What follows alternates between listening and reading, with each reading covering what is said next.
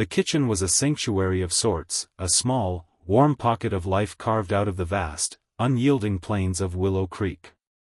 Eliza stood at the worn oak counter, her hands buried in a mound of dough, flour dusting her knuckles like a faint winter snow. The air smelled of cornbread baking in the cast-iron oven, mingling with the earthy tang of beans simmering on the stove. A wood fire crackled in the corner, its glow casting flickering shadows across the room, painting the walls with a dance of light and dark. The late afternoon sun poured through the open window, its golden rays cutting through the haze of heat and flour dust, illuminating the simple space with a warmth that felt almost holy. Eliza was alone, as she had been for years now, in the small farmhouse that sat like a stubborn sentinel on the edge of nowhere. The nearest neighbor was a good 5 miles down the dirt road, and the silence of the plains suited her just fine. She hummed softly to herself, an old hymn her mother used to sing, the melody rising and falling like the gentle roll of the hills outside.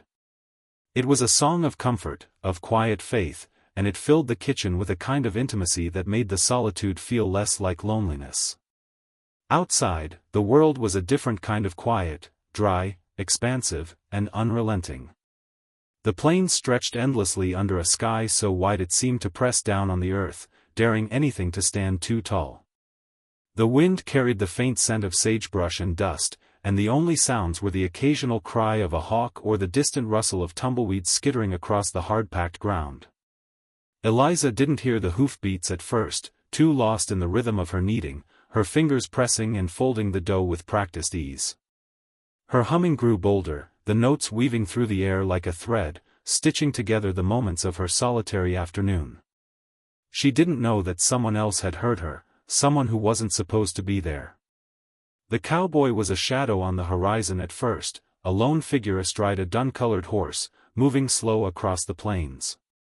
His hat was tipped low against the sun, its brim casting a dark line across his face, hiding eyes that had seen too many miles of open country.